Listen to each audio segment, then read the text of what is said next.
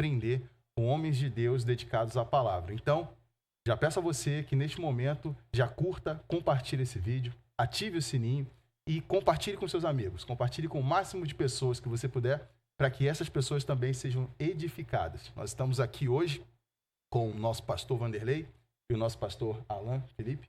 Eu gostaria que o pastor Vanderlei fizesse as honras nesse momento e desse as boas-vindas a vocês. Boas-vindas a todos que estão com a gente mais uma semana.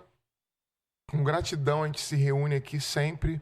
É sempre uma oportunidade de crescimento, de edificação mútua. A palavra de Deus, ela sempre é uma fonte inesgotável de conhecimento para todos nós. Então é sempre uma alegria estar aqui.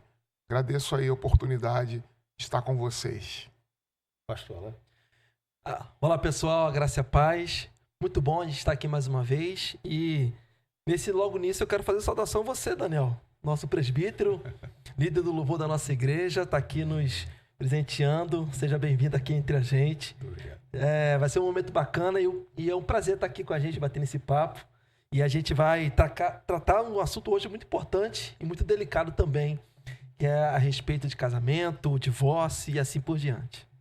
Glórias a Deus. Eu fico muito feliz por estar aqui com vocês, né? Uma alegria muito grande.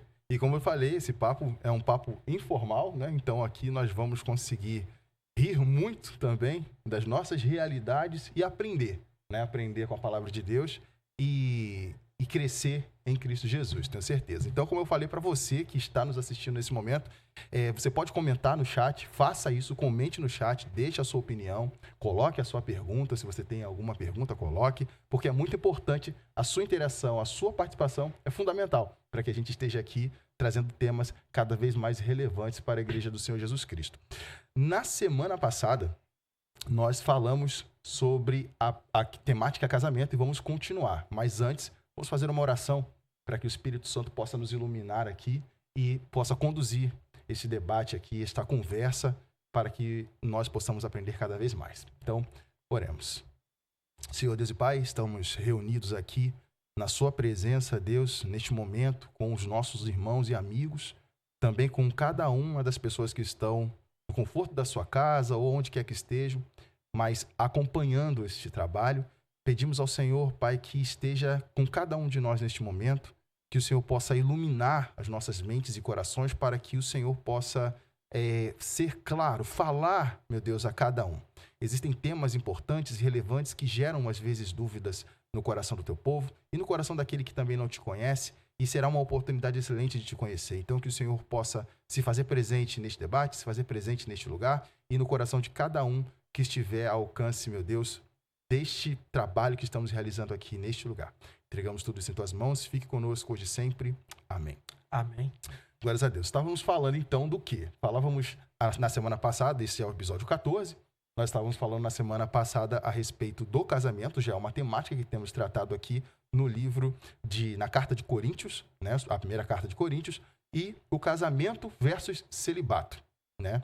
Era uma dúvida que ficava pairando naquela sociedade, naquela época, e Paulo precisou tratar disso. Os nossos pastores têm falado a respeito disso e você que está acompanhando já está sabendo do que se trata. Se você ainda não sabe do que se trata, você também precisa assistir os outros episódios, para que você fique por dentro de tudo que está sendo colocado aqui. Então, foi essa a temática anterior. Casamento ou celibato? Existiam dois grupos, né? Dois grupos que rivalizavam nesse sentido. Uns queriam o casamento, mas outros queriam o celibato, né? Então, nós tínhamos essa questão que Paulo estava tratando. E hoje, nós vamos tratar da seguinte temática, que se encontra ali no livro, na carta de Coríntios, no capítulo de número 7, a partir do versículo de número 10. Então, já pega a sua Bíblia aí, já abra conosco, acompanhe conosco, não fique somente apenas sendo ouvinte, mas seja praticante também. Pega a sua Bíblia e vamos lá. A temática de hoje é permitido ao cristão se divorciar? E aí, pastor Vanderlei, será que é permitido? Vamos começar, né, jogando fogo na fogueira. Vamos começar logo fazendo a galera já estremecer. Aproveito, como o Daniel falou, para você já mandar aí o link para outros amigos seus. Verdade. A gente vai tratar desse assunto, a gente vai, sem medo, falar sobre esse assunto, e a partir do texto bíblico. E então, eu quero só deixar você com água na boca, não vou falar nada por enquanto. E maravilha. Então vamos lá. Abra sua Bíblia, já abriu, né? 1 Coríntios, capítulo de número 7, versículo de número 10. Acompanhe então a leitura aqui conosco. A Bíblia vai dizer assim: a estabilidade da família. Ora, aos casados ordeno não eu, mas o Senhor, que a mulher não se separe do marido. Se, porém, ela vier a separar-se, que não se case ou que se reconcilie com seu marido, e que o marido não se aparte de sua mulher. Aos mais, digo eu, não o Senhor, se algum irmão tem mulher incrédula e esta consente em morar com ele, não a abandone. E a mulher que tem marido incrédulo e este consente em viver com ela, não deixe o marido. Porque o marido incrédulo é santificado no convívio da esposa, e a esposa incrédula é santificada no convívio do marido crente. De outra sorte, os vossos filhos seriam impuros, porém agora são santos. Mas, se o descrente quiser apartar-se, que se aparte. Em tais casos, não fica sujeito à servidão nem o irmão, nem a irmã. Deus vos tem chamado à paz. Pois, como sabes, ó mulher, se salvarás o teu marido? Ou como sabes, ó marido, se salvará a tua mulher? Ande cada um segundo o Senhor lhe tem distribuído, cada um conforme Deus tem o chamado. É assim que ordeno em todas as igrejas. Foi alguém chamado estando circunciso? Não desfaça a circuncisão. Foi alguém chamado estando incircunciso? Não se faça circuncidar. A circuncisão em si não é nada. A incircuncisão também nada é. Mas o que vale é guardar as ordenanças de Deus. Cada um permaneça na vocação que foi chamado. Fosse chamado sendo escravo? Não te preocupes com isso. Mas se ainda podes tornar-te livre, aproveita a oportunidade. Porque o que foi chamado no Senhor, sendo escravo, é liberto do Senhor. Semelhantemente, o que foi chamado sendo livre é escravo de Cristo. Por preço fostes comprado, não vos torneis escravos de homens. Irmãos, cada um permaneça diante de Deus naquilo em que foi chamado. Então, esse é o nosso texto base. E a nossa temática, como colocamos aqui, é permitido ao cristão divorciar? Então, nós já vamos começar aqui com o pastor Vanderlei, trazendo para a gente esclarecimentos a respeito. Então, vamos lá. Primeira coisa quando eu digo não vou responder de cara, não é para criar nenhum tipo de suspense. É para primeiro estabelecer o seguinte: nós precisamos colocar o texto no devido lugar em que ele está. Paulo escreve a uma comunidade específica, num momento específico, para responder a questões específicas. O que isto tem a ver com o que nós vamos tratar aqui? Primeiro, Paulo escreve a uma comunidade de uma igreja, como nós... Se você for lá no primeiro episódio, você vai ver que nós fizemos uma síntese, fizemos uma análise contextual da cidade de Corinto e dessa influência que essa cidade exerce sobre a igreja. E você vai perceber lá que trata-se de uma igreja que está dentro de uma cidade que tem como fama a promiscuidade e a prostituição. Então, Paulo está falando, primeiro, para uma igreja que está dentro desse contexto, onde a prostituição é sinônimo daqueles que moram nessa cidade. Ao mesmo tempo, nessa cidade, há um grupo de pessoas que são ascéticos, celibatários, que desejam o oposto da maioria, que é um grupo que deseja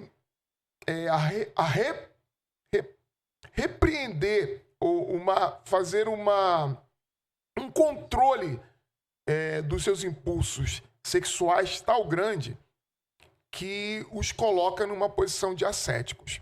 Paulo está escrevendo para esta comunidade. Primeiro, Por que eu preciso datar? Porque por volta do século, no primeiro século, anos 50, anos 60, nós não sabemos exatamente, até pode ser que seja até menos que isso. Então, quando a gente responde a essa pergunta, nós estamos partindo do princípio que Paulo está respondendo a essa igreja que está nesta comunidade, nesta cidade, no ano 50, respondendo a questões específicas que foram remetidas a ele pela casa de Cloé, por Timóteo, que é auxiliar no trabalho de Paulo, pastoral de Paulo. Pastor, o senhor está dando muita volta para responder. Eu só estou dizendo para você o seguinte: as respostas de Paulo são para essas pessoas. Elas podem ser aplicadas à nossa realidade? Sim, se nós fizermos toda essa transposição de princípios que são ali estabelecidos e reconhecendo aquilo que é princípio e aquilo que é apenas a influência da época, da igreja e do contexto que Paulo está. Então a gente precisa, antes de qualquer coisa, pensar nesse aspecto. Paulo está respondendo a uma comunidade específica. O que ele fala vale, em primeiro lugar, para essa comunidade. O que a gente pode tirar para a nossa realidade hoje? Nós vamos ver aqui. Exatamente. Nós estamos colocando num contexto, né?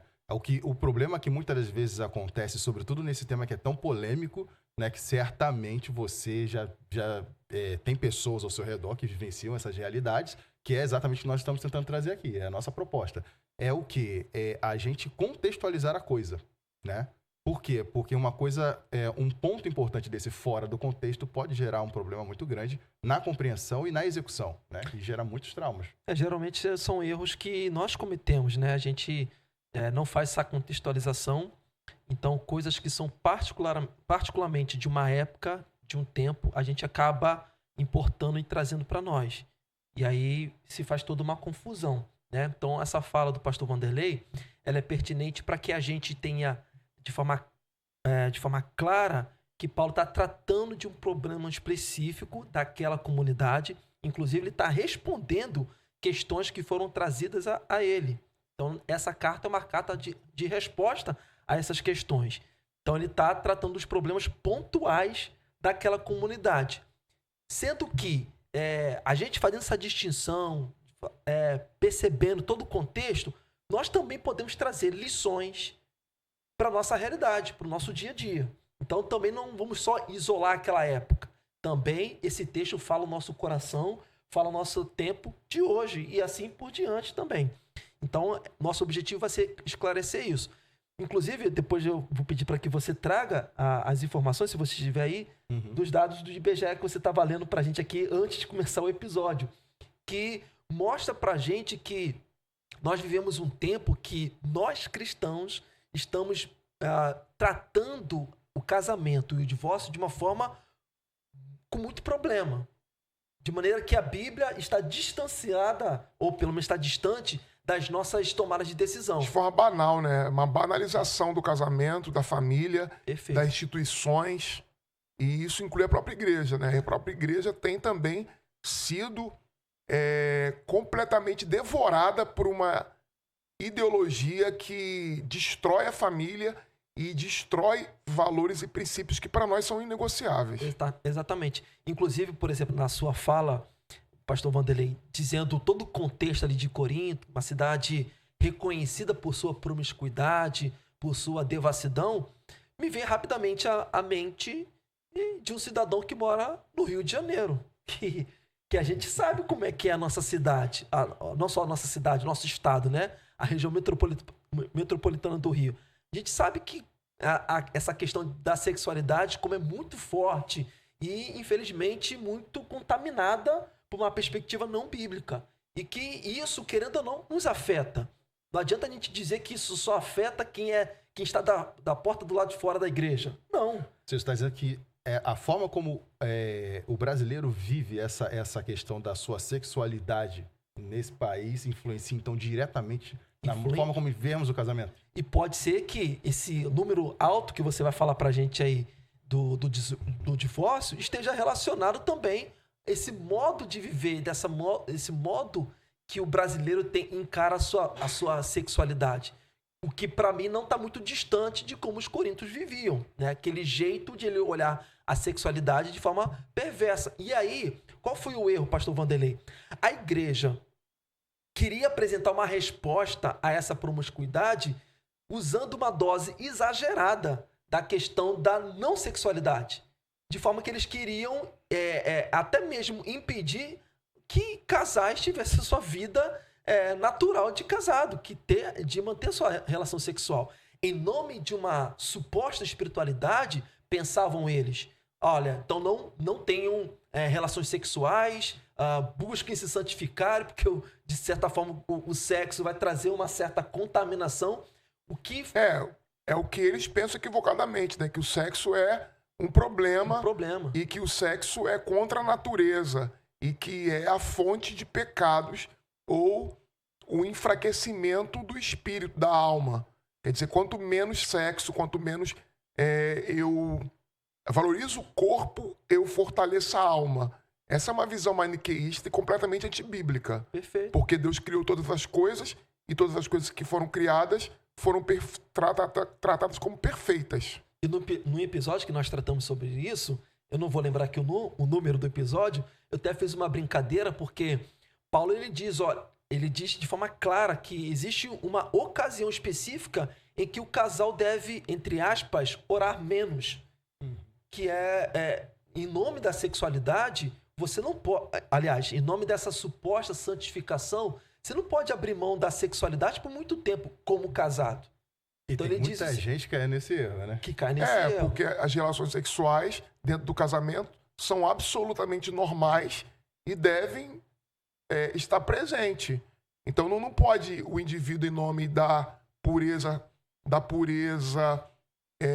da busca de uma pureza e de uma santidade, de uma elevação espiritual, abrir mão da relação sexual com a sua esposa. O sexo é bênção no casamento.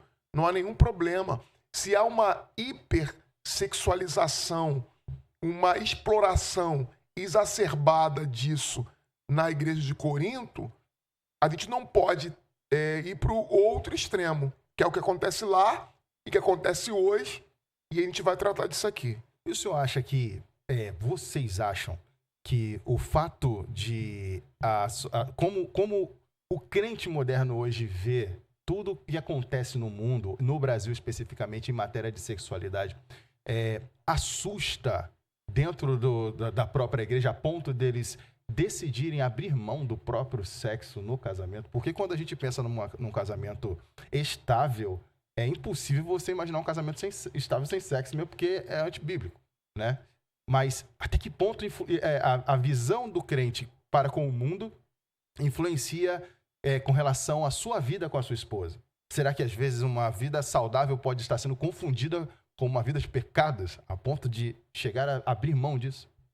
Então, essa questão da sexualidade ser atrelada ao pecado, ela tem origem em Santo Agostinho, no período maniqueísta, que ele foi maniqueísta e que, de certa forma, ele endossou esse erro de que o sexo é a origem do pecado original.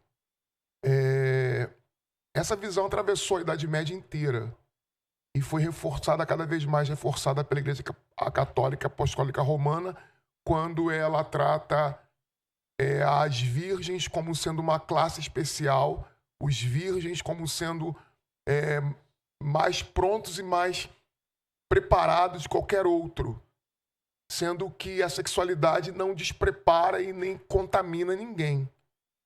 A única vantagem do celibato é o fato de que há uma dedicação exclusiva à fé. A questão do foco, da dedicação a isso. O corpo em si, ele não tem nenhum problema. A gente tem que parar com essa coisa de tratar o corpo como sendo o responsável pelos nossos pecados. O corpo, ele pode ser instrumento de justiça, de pureza, instrumento que Deus utiliza para abençoar as pessoas e nós mesmos para sermos abençoados. Não é o corpo o problema é o corpo quando entregue ao pecado. E aí o corpo, quando entregue ao pecado, assim como também a alma entregue ao pecado, vai nos distanciar de Deus. A gente precisa urgentemente resolver essa questão. Parece que a gente vê, né, na nossa sociedade cristã, né, exatamente uma dificuldade muito grande com relação a essa temática, né, pastor? Em relação à temática do casamento e do sexo em si. Né? Os pastores que estão, com certeza, fazem muitos aconselhamentos, e uma das coisas que certamente mais aparece nos aconselhamentos é a problemática em relação ao sexo no casamento, a dificuldade de compreensão. Perfeito. Assim, e até fazendo já uma ponte pro tema que a gente vai tratar dessa noite, embora essa questão da sexualidade tenha sido uma pauta muito presente na vida dos casados e que tem gerado até mesmo muito divórcio, entrando no texto que a gente vai tratar nessa noite, não é uma condição para divórcio. Né? A gente vai tratar desse tema aqui, quais são as questões, se é que tem algumas questões, que nos permite a se divorciar. Mas eu já posso trazer de forma clara que a falta de sexo ou o excesso de sexo, independente de qual lado, não é a pauta que a Bíblia vai conceder ao divórcio. Então, se dentro de uma vida de um casal há pouco sexo ou há sexo em demasia, não é motivo para se divorciar. Porque já de cara aqui no versículo que foi lido pelo Daniel, aliás, ele já diz de forma clara: ordeno, não eu, mas o Senhor, que a mulher não se separe do marido, e no mesmo versículo ele vai dizer que o marido não se divorcie da mulher. Ponto. Então, a gente vai tratar aqui quais são as razões que, infelizmente, acabam banalizando o divórcio. Já de forma muito clara, o apóstolo Paulo diz pra gente aqui que não devemos nos divorciar. E ele diz: não sou eu que estou ordenando isso. Provavelmente, Paulo tinha em mente o texto de Mateus, capítulo 19, que o próprio Senhor Jesus está respondendo algumas questões levantadas pelos judeus, que Jesus deixa de forma muito clara a questão do não divórcio. Embora eles vão argumentar, e Jesus vai dar uma resposta pelas argumentações que eles apresentam, mas Jesus vai fazer uso do texto de Gênesis, onde o próprio Senhor celebrou o primeiro casamento entre Adão e Eva. Ele já estabelece lá que não há, o divórcio não é algo normalizado, né? Então, baseado naquilo que Jesus fez, aliás, no que Jesus falou, e Jesus utilizou a própria Escritura como fundamento para não a banalização do divórcio, a gente precisa deixar de forma clara aqui que o divórcio é algo seríssimo, que a gente não pode deixar com que as banalizações do nosso tempo presente venham, de certa forma, relativizar essas condições, né? E aí Paulo já inicia aqui, já trazendo uma ordenança para a gente, para que nós não nos divorciemos. Pelo menos aqui nesse primeiro versículo ele deixa de forma clara, e a gente vai tratar aqui mais à frente algumas condições que o texto nos apresenta. Perfeito. Então, só pegando aqui a ponte, é preciso que a gente faça o seguinte. Paulo está dizendo o seguinte, como o Alan falou. Paulo está dizendo que, quanto àqueles que estão casados, ordeno eu. Mas não ordeno. Quanto àqueles que estão casados, ordeno não eu, mas o Senhor. A mulher não se separe do marido. Se, porém, se separar, não se case de novo, ou reconcilie-se com o marido, e o marido não repudia sua esposa. Paulo está falando, como eu falei no início, por que Paulo é tão radical em dizer que quem repudia a esposa não pode casar-se de novo, e quem repudia o marido não pode casar-se de novo com outro? Ou seja, o homem que repudia e divorcia da esposa não pode se casar de novo. E a mulher que repudia e divorcia-se do marido não pode casar com outro. Porque Paulo está respondendo a uma questão específica que, como eu falei no início, trata-se de uma cidade onde quase sinônimo daquelas pessoas que vivem ali é a prostituição.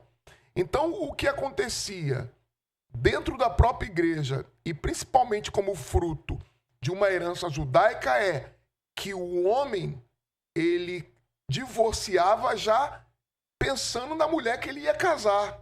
Tava de olho na outra, né? Ele divorciava pensando na... Ele estava casado com a Maria, já pensando em casar com a Joana, divorcia da Maria, já de olho na Joana. E Paulo diz, não se divorcie, mas se divorciar da Maria, não pode casar com a Joana.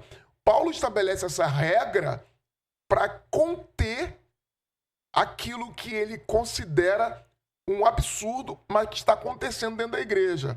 Eu posso estabelecer essa regra para todos os tempos e para todas as épocas? A gente vai analisar e perceber que esta regra, ela deve ser observada, mas ela não deve ser absolutizada para todas as circunstâncias e para todas as realidades. Era um caso específico para aquele povo. Para aquela circunstância que Paulo percebe claramente que aqueles homens ou mulheres estão casando, divorciando-se, já pensando no futuro casamento. Então Paulo diz, não se divorcie. Isso é pontual. A quebra dos votos, a quebra da aliança não deve acontecer. E Paulo vai mostrar que é possível que isso aconteça em apenas 2 casos. E a gente vai ter que ouvir Paulo e ouvir Jesus. Porque Paulo não trata de tudo sobre o casamento, sobre o divórcio aqui. Porque não é a intenção dele. A intenção dele é responder apenas à situação da igreja de Corinto. Ele não está fazendo aqui um tratado a respeito de casamento. E nem do divórcio. E nem do divórcio, exatamente. Ele está pegando princípios estabelecidos dentro da palavra de Deus e aplicando esses princípios dentro daquele problema que estava daquela comunidade. Aí, trazendo as palavras de Jesus, que Mateus 19 nos registra, acontecia também um debate ali entre os judeus, que uns eram a favor do divórcio somente em caso de adultério, outros não, entendiam que a lei de Moisés não era tão clara e que se talvez a mulher não fez um arroz caprichado naquele dia, talvez era um motivo para que ele se divorciasse. E aí, então, os mais banais, né? Os mais banais, exatamente. E era essa regra era a que prevalecia. Exatamente. É nesse contexto que Paulo está escrevendo. Paulo está dizendo, batendo na mesa, dizendo, quem é casado não se divorcie. E se divorciar, não pode casar de novo. Qual é o contexto? Um contexto em que, se a mulher engordou 2 quilos, você pode divorciar dela. Larga essa mulher e casa com outra. Era como eles pensavam. Aí, o homem tinha toda a liberdade para isso. Então, para combater uma medida extrema, Paulo também responde de forma extrema, dizendo, não divorcie em hipótese nenhuma e, se divorciar, não case nunca mais em hipótese nenhuma. Perfeito, perfeito. E aí, eu abri aqui no celular o texto de Mateus capítulo 19. Eu vou ler aqui na versão NVT. No versículo 3 em diante, diz o seguinte, olha, alguns fariseus apareceram e tentaram apanhar Jesus numa armadilha, perguntando, deve-se permitir que o homem se divorcie de uma mulher por qualquer motivo? Olha que interessante. Jesus responde, vocês não leram as escrituras? Elas registram que, desde o princípio, o Criador os fez homem e mulher. E disse, por isso o homem deixa pai e mãe e se une à sua mulher. E os dois se tornaram um só. Uma vez que já não são 2, mas um só, que ninguém separe o que Deus uniu. Olha, de forma clara, Jesus está citando aqui o texto lá de Gênesis. Eles perguntaram, então por que Moisés disse na lei que o homem poderia dar à esposa um certificado de divórcio e mandá-lo embora? Jesus responde, Moisés permitiu o divórcio apenas como concessão, pois o coração de vocês é duro. Mas não era esse o propósito original. E eu lhes digo o seguinte, quem se divorciar de sua esposa, o que só poderá fazer em caso de imoralidade, e se casar com outra, cometerá adultério. Os discípulos de Jesus disseram, se essa é a condição do homem em relação à sua mulher, é melhor não casar. Nem todos têm como aceitar esse ensino, disse Jesus. Só aqueles que recebem a ajuda de Deus. Alguns nascem eunucos, alguns foram feitos eunucos por outros, e alguns a si mesmos se fazem eunucos por causa do reino de Deus. Quem puder, que aceite isso. Então, Jesus está utilizando o uso das escrituras para responder aquela pergunta inicial: o homem pode se divorciar por qualquer razão, por qualquer circunstância? Ou nas palavras que aqui foram ditas, por qualquer motivo? Jesus está dizendo, esse não é o princípio. Esse não é o objetivo inicial na constituição do casamento. Não é por qualquer motivo. E sabe, parece eles não ficaram muito satisfeitos com a resposta de Jesus, não, né? Não ficaram satisfeitos. Aliás, vamos pensar aqui. Todos nós somos cristãos, por princípio, o casamento nunca deve haver nem a cogitação do divórcio. Então, assim, falando para cristãos, falando para crentes, você se casou, o casamento é indissolúvel. Jamais deve ser pensado a possibilidade de separar-se. O problema aqui é que Paulo está convivendo com uma comunidade que banalizou por completo o casamento. E banalizou de tal forma que a devassidão dessa cidade contaminou a própria igreja. E ao contaminar a própria igreja, alguns estavam se descasando já pensando no casamento futuro. Com isso acontecendo, Paulo estabelece uma regra absolutamente dura, que é, em nenhum caso você deve divorciar. Se divorciar, não case novamente. Por que eu falo que é uma regra muito dura e absolutamente radical? Porque, mesmo todos nós, cristãos, tendo toda e absoluta vontade de permanecermos no casamento por toda a vida, há circunstâncias em que a Escritura Sagrada, e a gente vai ver aqui qual é a circunstância que Paulo estabelece, mas já vimos aqui na leitura de Mateus capítulo 19 o que Jesus diz, ainda que seja como concessão, Jesus estabelece que há uma exceção. Uhum. Então a gente começa a entender, não é para haver divórcio, mas há uma exceção. Qual é a exceção? A exceção é caso haja adultério.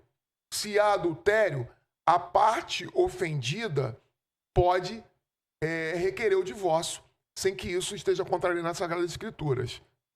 A gente está falando aqui no nível da igreja, no nível daquilo que é permitido segundo as Escrituras. Porque se for pensar no mundo aí fora, qualquer coisa vale como valia para os judeus. Mas para nós, Jesus estabelece, e aí a gente tem que ler Jesus e ler Paulo, que há uma circunstância em que é possível haver o divórcio, em caso de adultério.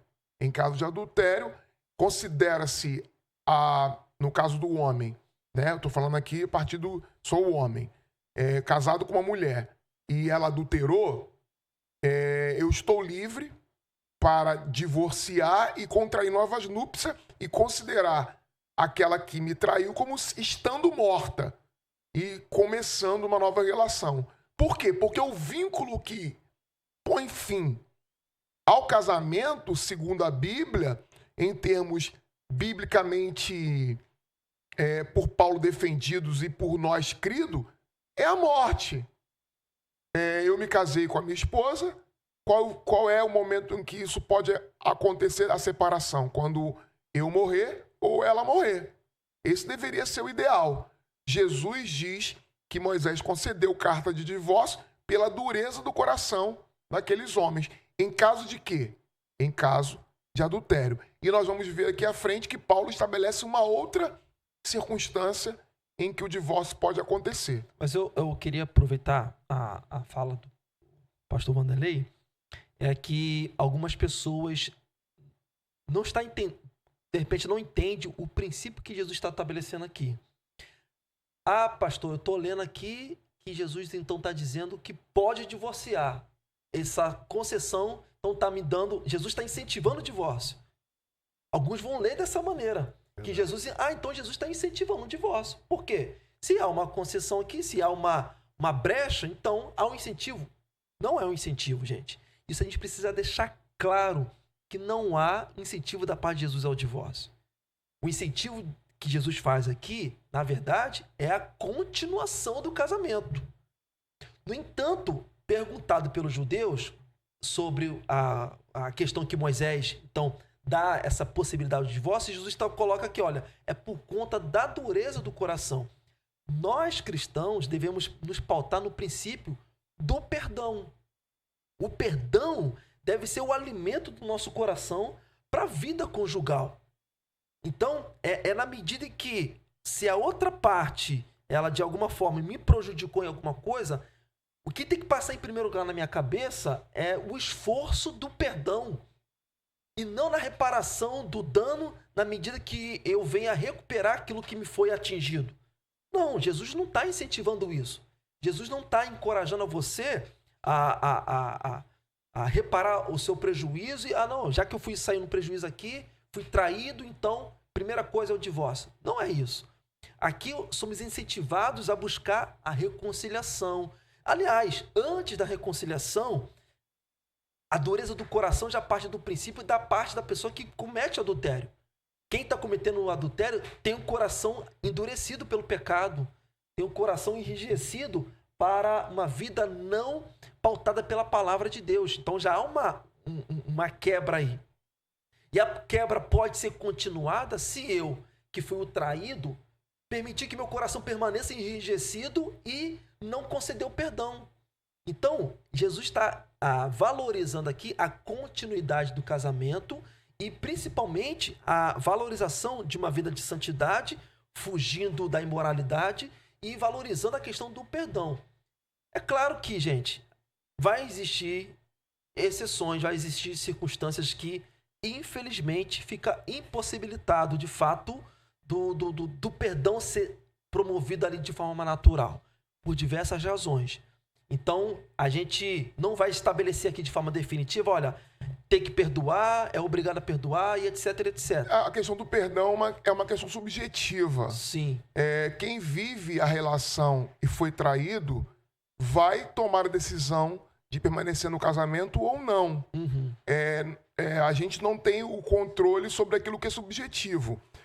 Nessa mesma questão que você falou, Jesus diz, não apenas no capítulo 19, mas no capítulo 5 ele já havia dito isso também, quando ele faz quase uma refutação da lei mosaica.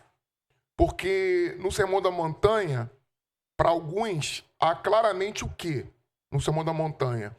Há uma demonstração de que Jesus é superior a Moisés. Então, algumas leis de Moisés são expostas e aí diz, eu, porém, vos digo. Aí, Moisés disse isso, eu, porém, vos digo. É o que acontece aqui no capítulo 5, no versículo 30, em diante, do Evangelho de Mateus. Mateus 5, versículo 30, em diante. Versículo 31 em diante. Foi dito, ou seja, Moisés dito, foi dito, Moisés disse, aquele que repudiar sua mulher, dê-lhe carta de divórcio. É o que Moisés diz, é o que a lei diz. A lei diz que pode divorciar. A nossa lei diz que pode divorciar. Qual motivo? Qualquer um. Como eles interpretavam a lei de Moisés? Que podia divorciar por qualquer motivo. Como Jesus trata o problema? Da mesma forma como Paulo vai tratar. Paulo não cita porque não é o caso da igreja de Corinto. Mas o princípio de Paulo é o princípio de Jesus. Versículo 32, capítulo 5, Evangelho de Mateus, capítulo 5, versículo 32 diz, eu, porém, Jesus, eu, porém, vos digo, todo aquele que repudia sua mulher, a não ser por motivo de adultério, ou em outras traduções, prostituição, faz com que ela adultere. E aquele que se casa com a repudiada comete adultério. Ou seja, quando o indivíduo separa, a não ser por motivo de adultério, ele está adulterando e está levando a mulher que ele repudiou também ao adultério e está levando aquele que casar com ela também ao adultério. Porque está se descasando por qualquer motivo. Aí isso tocou no vespeiro que provavelmente há inúmeros casamentos hoje nessa condição de adultério. Mas é o que Jesus diz. Exatamente. Se não se casa, se não se descasa por uma questão de adultério, e como nós vamos ver aqui, Paulo vai dizer, na caso também de deserção, o que é deserção?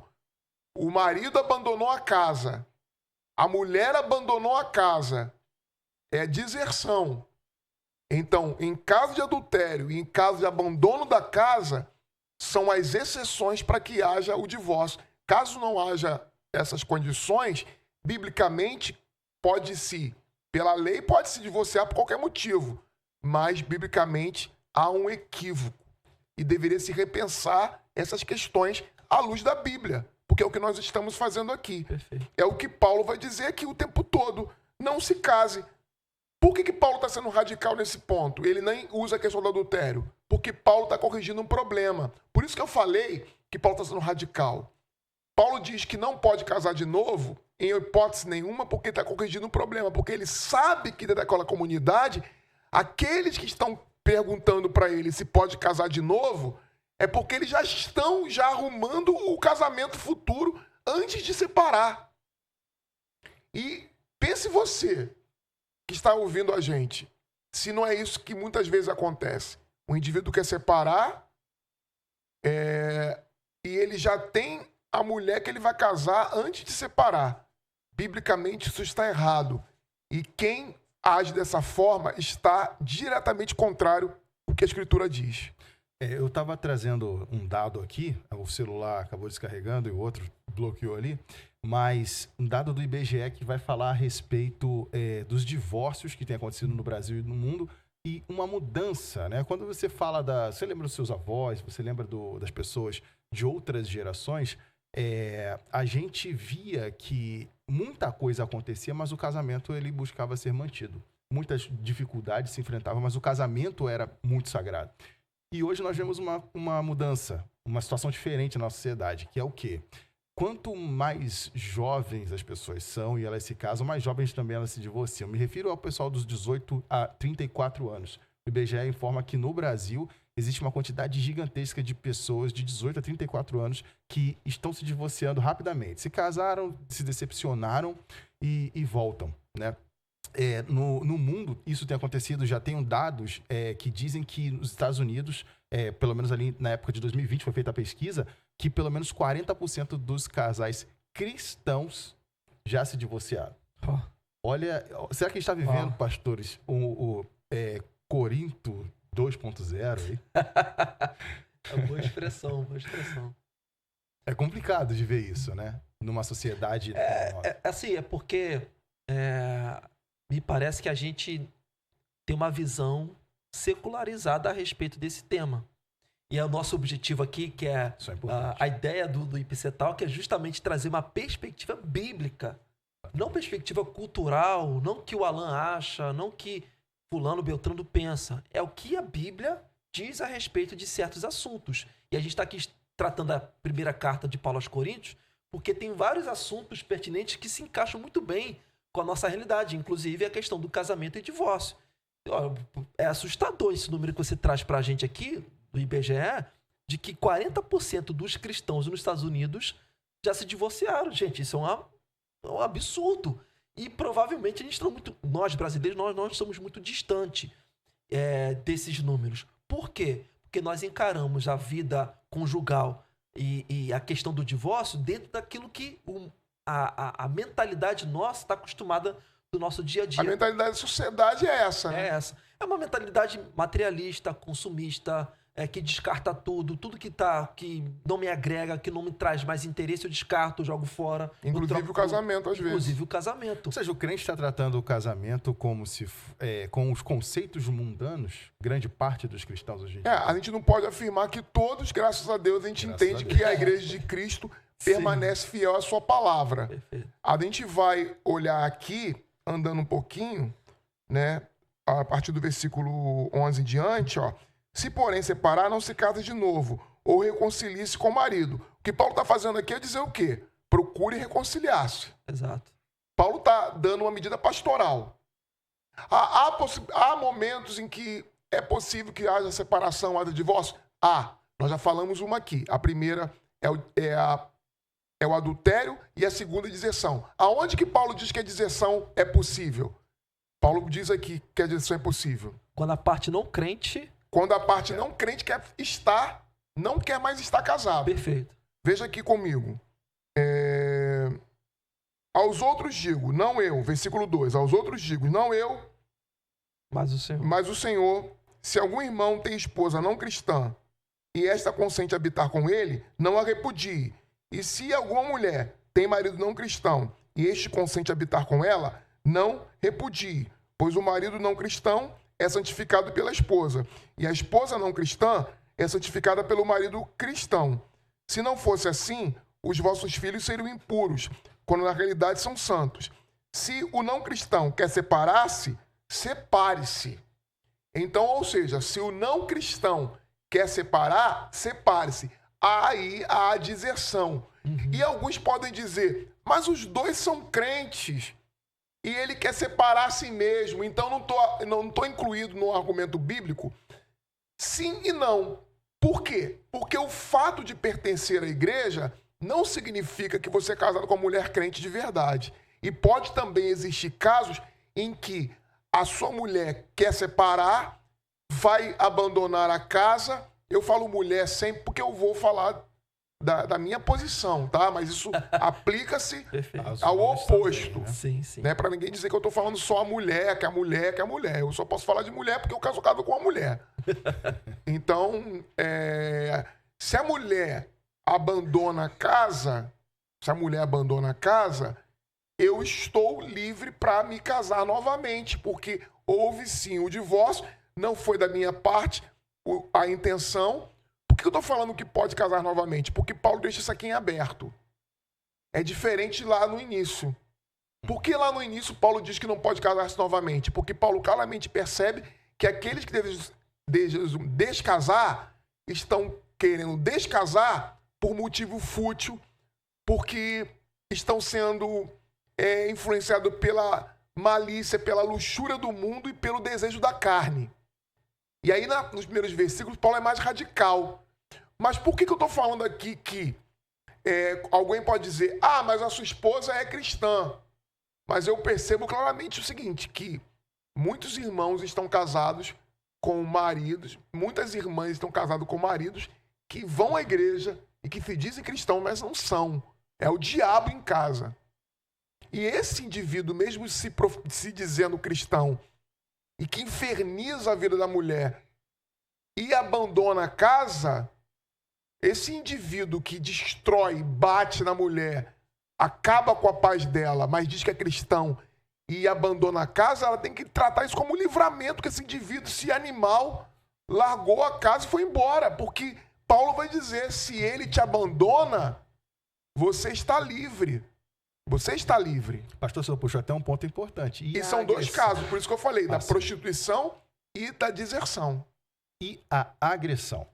Como é que a gente visualizaria Vou deixar para o Alan responder, né? Já falei bastante. A gente sabe que isso acontece muito em muitas famílias. E fica muitas vezes, às vezes a mulher que geralmente... Obviamente que existem casos que os homens também sofrem agressão. Homem também apanha? Apanha, mas não fala. Alguns não falam, mas tem casos, a gente sabe que tem. Apanha quieto, né? Apanha quieto. Ai dele, se abre a boca. Mas existem muitos casos que são uma realidade. Mulheres que sofrem agressão, sofrem violência e muitas vezes sofrem caladas naquilo e mantêm aquele casamento exatamente pelo medo dessa mancha do divórcio, né? O pastor Vanderlei, ele já tratou, de certa forma, um pouquinho desse ponto. A agressão, em primeiro lugar, é um crime. Exatamente. A nossa legislação trata sobre isso e é crime. Então, é recomendado que essa irmã procure seus pastores e procure também a delegacia para denunciar esse crime que esse covarde está cometendo contra ela. Exatamente. Então, somos respaldados pela legislação brasileira de que esse crime não deve ficar impune, né? E o pastor Vanderlei aqui também tratou desse ponto, que por mais que Paulo não dê aqui detalhes específicos, porque provavelmente não era o problema central que ele estava tratando, mas a agressão já é um sinal de deserção, já é um sinal de abandono, só que é um abandono mais covarde possível. Por quê? O infeliz não larga da mulher, mas vive agredindo fisicamente, moralmente e etc. Então, ainda que ele não abandonou o lar literalmente falando, mas a agressão já é uma dissensão do lar ou da vida de casado, né? Então a gente pode compreender que, embora aquele homem ou aquela mulher, conforme você colocou aqui, não tenha de fato saído de casa, mas tenha agredido fisicamente, moralmente, por palavras, o seu companheiro, a sua companheira, já há sinais aí de deserção. E a gente pode entender que isso também é um abandono da vida de casado. É um abandono porque, se a gente se baseia, a gente tem que pegar a escritura como um todo. A gente não pode isolar Paulo do resto da Bíblia. Sim. Por que nós estamos falando aqui de divórcio e estamos respondendo que há exceções? Nós falamos aqui desde o início, para ninguém ficar falando bobagem e dizendo que nós estamos incentivando o divórcio aqui. Nós falamos que a Bíblia não aprova o divórcio não deve ser uma regra para o cristão, o divórcio não deve ser buscado. Quando há problema no casamento, você deve buscar reconciliação, mesmo quando há até mesmo traição, deve-se buscar perdoar, desde que isso seja possível, e isso é fora o íntimo de cada pessoa. Nós defendemos o casamento e cremos que é uma instituição sagrada e que ele deve ser vivido e que ele deve ser buscado, cumprido até que a morte separe. Nós cremos que o casamento deve ser feito e vivido dessa forma, como Cristo amou a igreja, o marido deve amar a sua esposa. Só que este é aí que eu entro no gancho de Efésios, capítulo 5. Quando há um casamento em que o marido não está cumprindo o que a Bíblia diz, ele já está abandonando o seu casamento quando ele não está cumprindo o que a Bíblia diz. A mulher tem que ser submissa ao marido, diz a carta de Paulo aos Efésios, mas diz que o marido, olha, Efésios 5, 25, e vós, marido, amai vossas mulheres como Cristo amou a igreja e se entregou por ela. Amai vossas mulheres, escutem, maridos, amai vossas mulheres como Cristo amou a igreja e se entregou por ela. E se entregou por ela. Assim também, aí versículo, isso é o 25, aí o 28. Assim também os maridos devem amar suas próprias mulheres como aos seus próprios corpos. Quem ama a sua mulher, ama a si mesmo, pois ninguém jamais quis mal à sua própria carne, antes alimenta e dela cuida, como também Cristo faz com a igreja.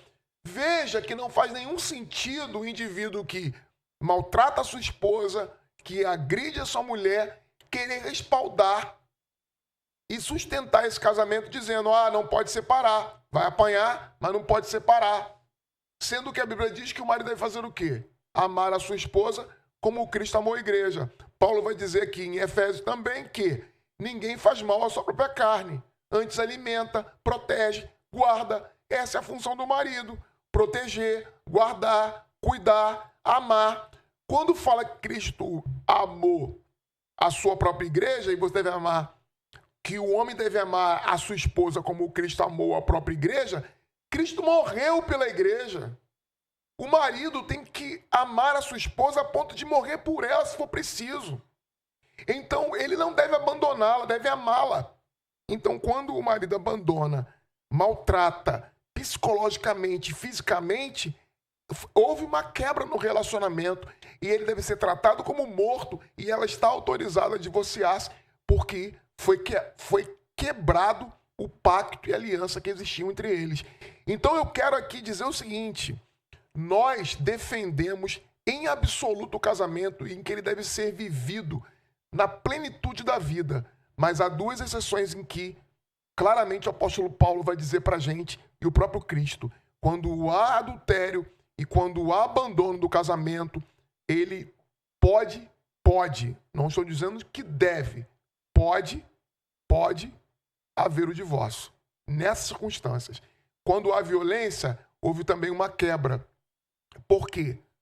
Porque o indivíduo não está cumprindo o seu papel na relação conjugal. Perfeito.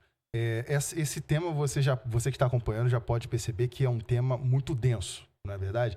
E é evidente que nós estamos aqui num processo de estudos a respeito não só dessa temática, mas de muitas outras.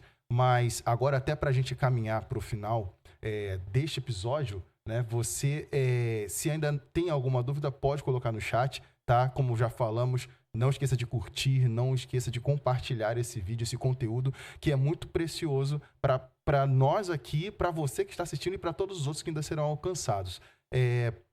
E para a gente, então, finalizar, meus pastores, o que mais nós podemos falar a respeito disso para que a nossa audiência, as pessoas que estão acompanhando a gente aqui no nosso IPC Talk, possam entender definitivamente que Cristo não endossa o divórcio, que a palavra de Deus não endossa, mas que é necessário sempre a reconciliação, sempre que possível, né? Como é que nós podemos tratar desse assunto para finalizar a nossa conversa aqui? Inclusive, já deixar também uma palavra que diz aqui em Colossenses, no capítulo número 3, versículo 18 e 19, diz: esposas, sede submissas aos próprios maridos, como convém no Senhor, e maridos, amai a vossas esposas e não as trateis com amargura.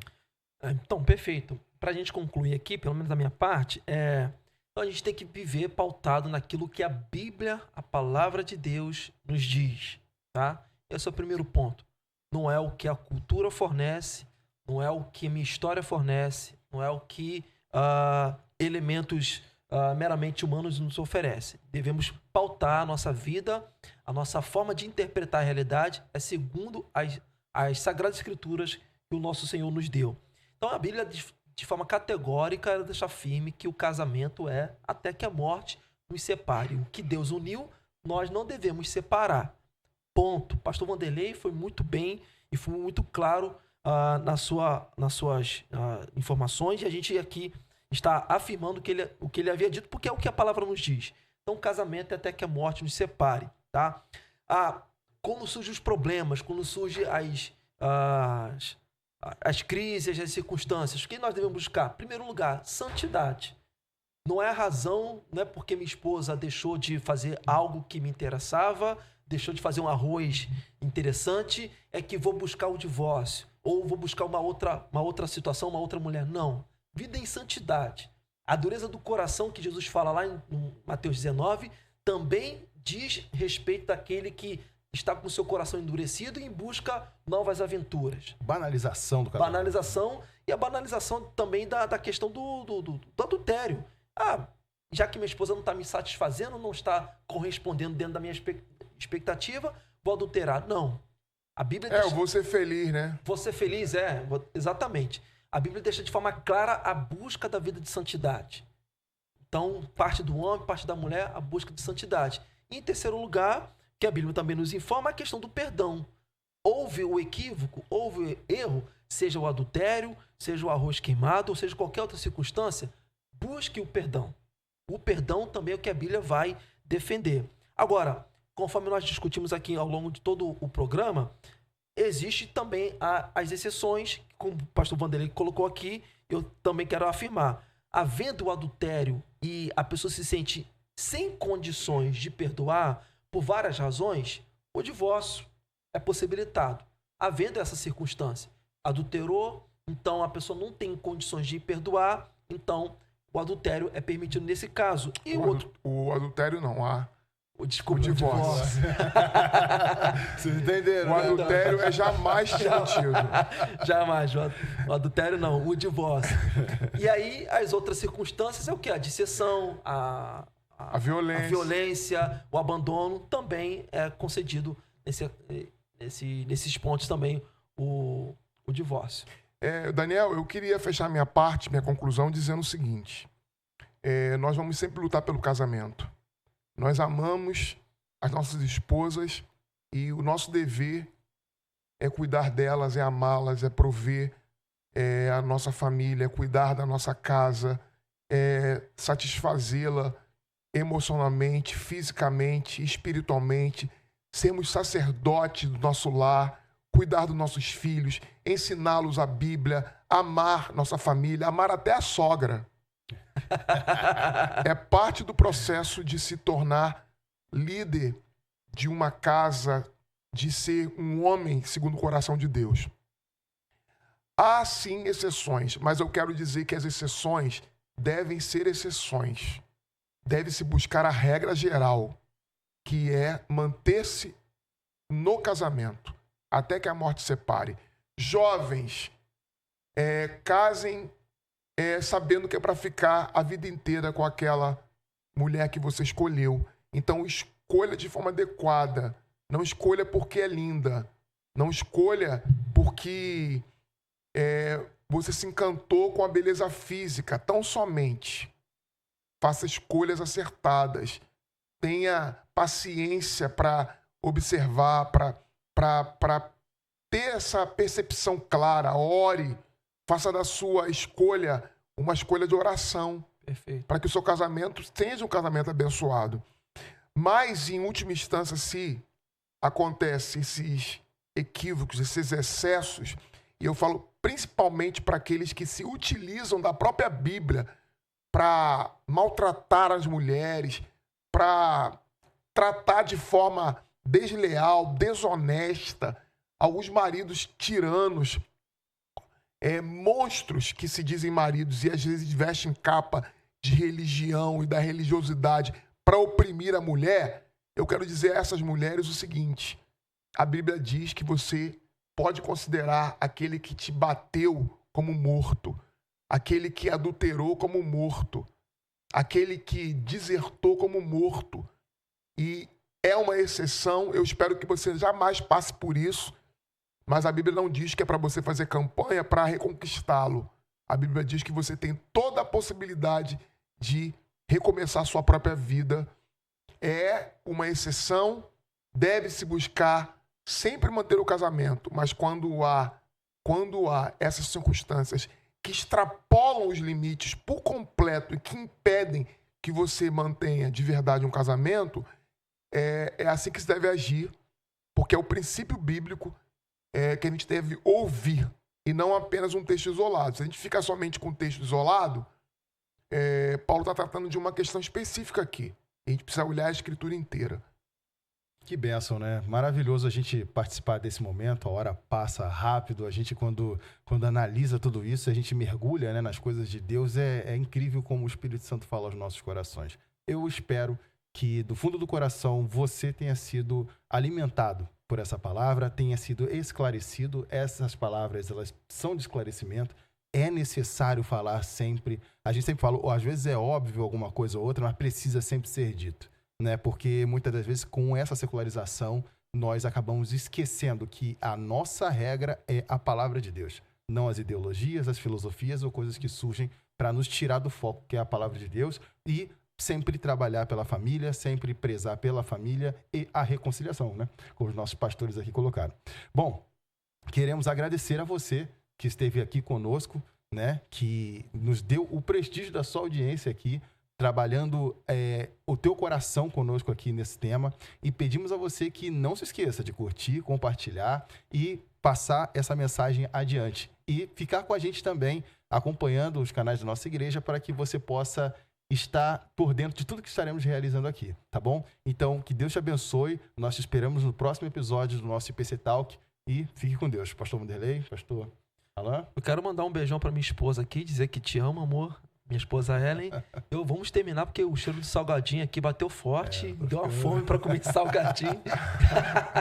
Espero que tenha sobrado aí, produção, pra gente. Aqui também. Deus te abençoe, meu irmão. Até a próxima sexta-feira. Até a próxima. Fique com Deus.